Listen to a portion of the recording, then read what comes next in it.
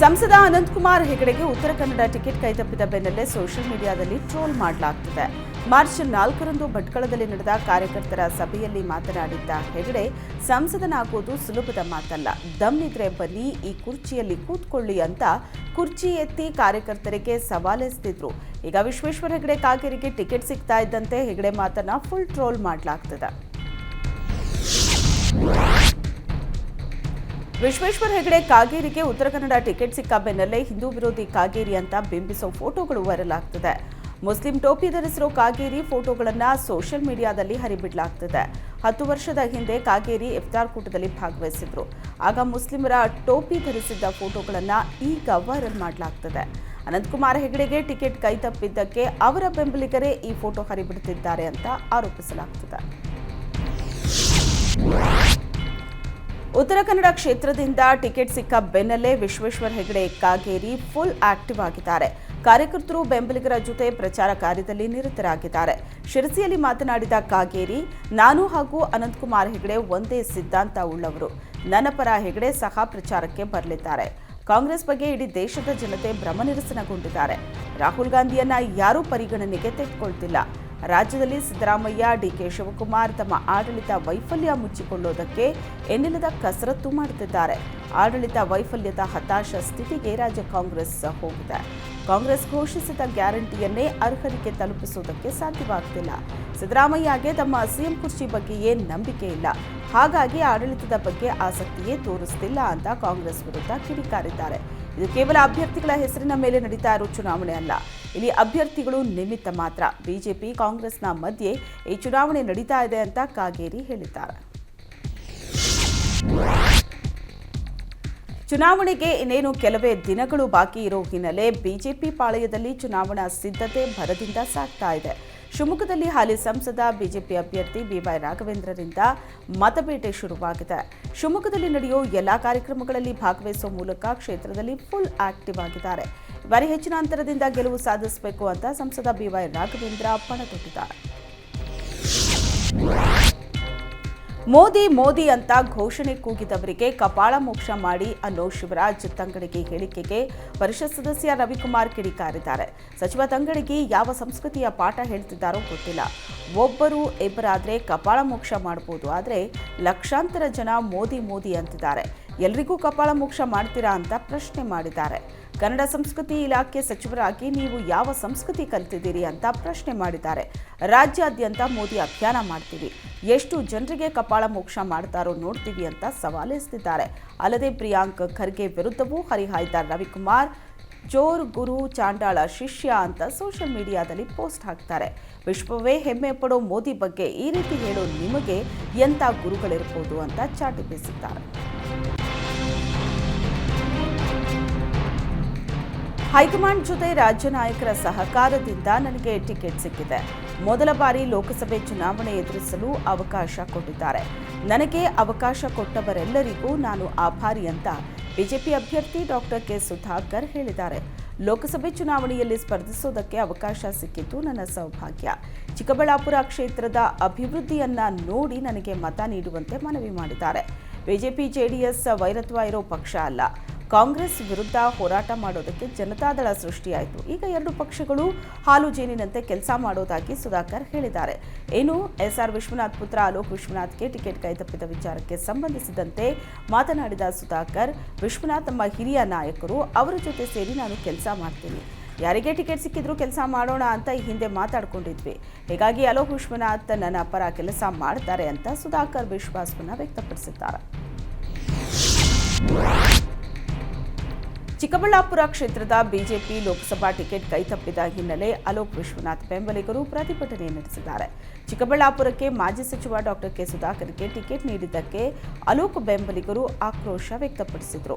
ನೆಲಮಂಗಲದ ಮಾದನಾಯಕನಹಳ್ಳಿ ಬಳಿ go back Sudhakar ಅನ್ನೋ ಘೋಷಣೆ ಕೂಗಿದ್ದು, ಶಾಸಕ ಎಸ್ಆರ್ ವಿಶ್ವನಾಥ್ ಪುತ್ರ ಅಲೋಕ್ ವಿಶ್ವನಾಥ್ಗೆ ಟಿಕೆಟ್ ನೀಡುವಂತೆ ಆಗ್ರಹಿಸಿದ್ದಾರೆ. ಅಲ್ಲದೆ ರಾಷ್ಟ್ರೀಯ ಹೆದ್ದಾರಿಗೂ ನುಗ್ಗಿ ರಸ್ತೆ ತಡೆ ನಡೆಸಿದ ಹಿನ್ನೆಲೆ ಸರ್ವಿಸ್ ರಸ್ತೆಯಲ್ಲಿ ಟ್ರಾಫಿಕ್ ಜಾಮ್ ಉಂಟಾಗಿತ್ತು. ಕೆಲ ಸಮಯದ ಬಳಿಕ ಪೊಲೀಸರು ಕಾರ್ಯಕರ್ತರನ್ನ ಚದುರಿಸಿ ವಾಹನ ಸಂಚಾರ ಸುಗಮಗೊಳಿಸಿದರು. ಮಾಜಿ ಸಿಎಂ ಕುಮಾರಸ್ವಾಮಿ ಭೇಟಿಯಾದ ಸಂಸದ ತೇಜಸ್ವಿ ಸೂರ್ಯ ಲೋಕಸಭಾ ಸಮರಕ್ಕೆ ಬೆಂಬಲ ನೀಡುವಂತೆ ಮನವಿ ಮಾಡಿದರು. ಭೇಟಿ ಬಳಿಕ ಮಾತನಾಡಿದ ತೇಜಸ್ವಿ ಸೂರ್ಯ, ಚಿಕಿತ್ಸೆ ಮುಗಿಸಿ ಆರೋಗ್ಯವಾಗಿ ಬಂದಿದ್ದಾರೆ. ಇನ್ನು 2-3 ದಿನದಲ್ಲಿ ರಾಜಕೀಯ ಚಟುವಟಿಕೆಯಲ್ಲಿ ತೊಡಗ್ತೀನಿ ಅಂತ ತಿಳಿಸಿದ್ದಾರೆ. ನನ್ನ ಆಶೀರ್ವಾದ ಇದೆ, ಮುನ್ನುಗ್ಗಿ ಅಂತ ಹೇಳಿದ್ದಾರೆ. ಕುಮಾರಣ್ಣ ನಮ್ಮ ಮತದಾರರು ಕೂಡ ಹೌದು ಅಂದರು. ಏಪ್ರಿಲ್ 4ರಂದು ನಾಮಿನೇಷನ್ ಇದೆ, ಬನ್ನಿ ಅಂತ ಮನವಿ ಮಾಡಿದೆ. ನಾಮಿನೇಷನ್ ರ್ಯಾಲಿಗೆ ಬರೋದಾಗಿ ಕುಮಾರಣ್ಣ ಹೇಳಿದ್ದಾರೆ ಅಂತ ತೇಜಸ್ವಿ ಸೂರ್ಯ ತಿಳಿಸಿದರು. ಶಿರ್ಸಿಯಲ್ಲಿ ನಡೆದ ಕಾಂಗ್ರೆಸ್ ಸಭೆಯಲ್ಲಿ ಕಾರ್ಯಕರ್ತರ ನಡುವೆಯೇ ಮಾತಿನ ಚಕಮಕಿ ನಡೆದಿದೆ. ಕಾಂಗ್ರೆಸ್ ಅಭ್ಯರ್ಥಿ ಅಂಜಲಿ ನಿಂಬಾಳ್ಕರ್ರನ್ನ ಗೆಲ್ಲಿಸೋ ಕುರಿತು ಕಾರ್ಯಕರ್ತರ ಸಭೆ ಕರೆಯಲಾಗಿತ್ತು. ಸಭೆ ಬಳಿಕ ಬಿಜೆಪಿ ಶಾಸಕ ಶಿವರಾಂ ಹೆಬ್ಬಾರ್ ಹಾಗೂ ಬೆಂಬಲಿಗರು ಕಾಂಗ್ರೆಸ್ ಸೇರ್ಪಡೆ ವಿಚಾರದಲ್ಲಿ ಕಾರ್ಯಕರ್ತರ ನಡುವೆ ವಾಗ್ವಾದ ತಾರಕಕ್ಕೇರಿತ್ತು. ಕಾಂಗ್ರೆಸ್ನ ಕೆಲ ಕಾರ್ಯಕರ್ತರು ಹೆಬ್ಬಾರ್ ಹಾಗೂ ಬೆಂಬಲಿಗರಿಗೆ ಸ್ವಾಗತ ಕೋರಿದ್ರೆ ಹಲವರು ವಿರೋಧಿಸಿದರು. ಕಾಂಗ್ರೆಸ್ ಕಾರ್ಯಕರ್ತರ ಜಗಳ ತಾರಕಕ್ಕೇರ್ತಾ ಇದ್ದಂತೆ ಶಾಸಕ ಭೀಮಣ್ಣ ನಾಯ್ಕ್ ಮಧ್ಯಪ್ರವೇಶಿಸಿ ಎಲ್ಲರನ್ನೂ ಸಮಾಧಾನಪಡಿಸೋದಕ್ಕೆ ಮುಂದಾದರು. ಶಾಸಕ ಭೀಮಣ್ಣ ಎಂಟ್ರಿ ಬಳಿಕ ಗಲಾಟೆ ಹತೋಟಿಗೆ ಬಂತು. ಶಿವರಾಂ ಹೆಬ್ಬಾರ್ ಕಾಂಗ್ರೆಸ್ ಸೇರ್ಪಡೆಗೆ ಕಾಂಗ್ರೆಸ್ ಕಾರ್ಯಕರ್ತರಿಂದ ಭಾರಿ ವಿರೋಧ ವ್ಯಕ್ತವಾಗುತ್ತಿದೆ. ಜಿಲ್ಲಾ ಕಾಂಗ್ರೆಸ್ ಕಚೇರಿಗೂ ಪೋಸ್ಟರ್ ಅಂಟಿಸಿ ವಿರೋಧ ವ್ಯಕ್ತಪಡಿಸಿದ್ದಾರೆ.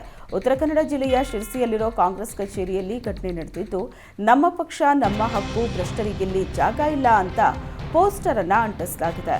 ಕಾಂಗ್ರೆಸ್ನಿಂದ ಬಾಂಬೆ ಟೀಮ್ ಜೊತೆ ಬಿಜೆಪಿಗೆ ಹೋಗಿ ಸಚಿವರಾಗಿದ್ದ ಹೆಬ್ಬಾರ್ ಈಗ ಮತ್ತೆ ಕೆಲವು ಅಸಮಾಧಾನದ ಕಾರಣ ಕಾಂಗ್ರೆಸ್ ಬಾಗಿಲು ತಟ್ಟುತ್ತಿದ್ದಾರೆ. ಈ ಹಿನ್ನೆಲೆ ಹೆಬ್ಬಾರ್ ಕಾಂಗ್ರೆಸ್ ಸೇರ್ಪಡೆಗೆ ವಿರೋಧ ವ್ಯಕ್ತವಾಗುತ್ತಿದೆ.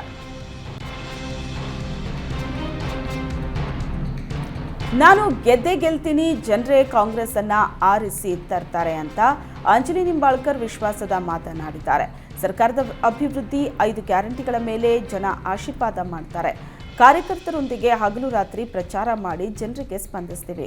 ನಾನು ಖುದ್ದು ವೈದ್ಯೆಯಾಗಿದ್ದೀನಿ. ಖಾನಾಪುರದಲ್ಲಿ ಆಸ್ಪತ್ರೆ ಕಟ್ಟಿ ತೋರಿಸಿದ್ದೀನಿ. ಜಿಲ್ಲೆಯಲ್ಲೂ ಸೂಪರ್ ಸ್ಪೆಷಾಲಿಟಿ ಆಸ್ಪತ್ರೆ ನಿರ್ಮಾಣಕ್ಕೆ ಪ್ರಯತ್ನಿಸ್ತೀನಿ ಅಂತ ಅಂಜಲಿ ನಿಂಬಾಳ್ಕರ್ ಹೇಳಿದರು.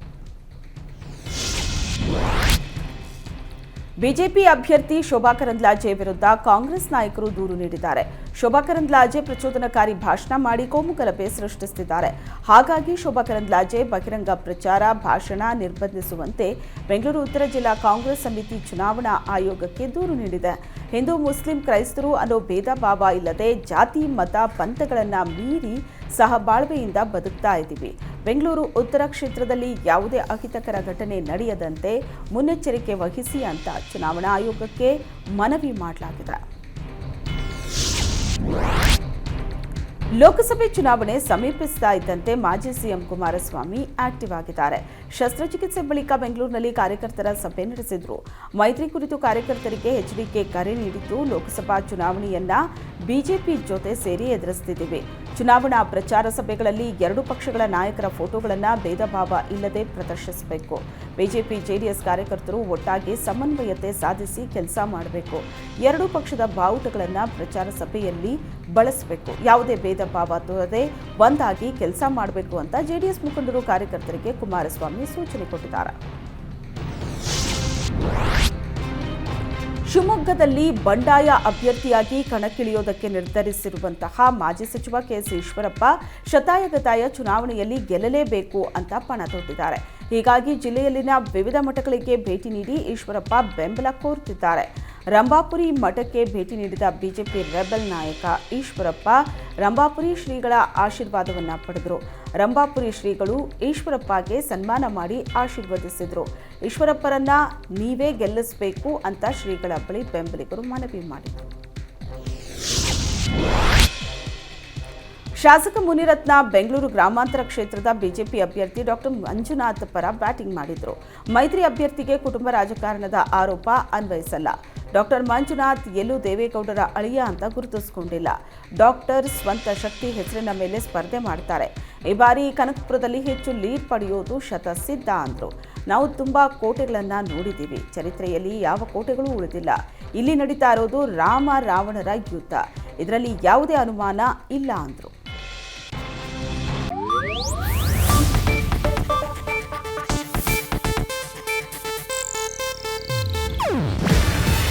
ಇದು ಏಷ್ಯಾನೆಟ್ ನ್ಯೂಸ್ ನೆಟ್ವರ್ಕ್ ಪ್ರಸ್ತುತಿ. ನೀವು ನೋಡ್ತಿದ್ದೀರಾ ಏಷ್ಯಾ ನೆಟ್ ಸುವರ್ಣ ನ್ಯೂಸ್.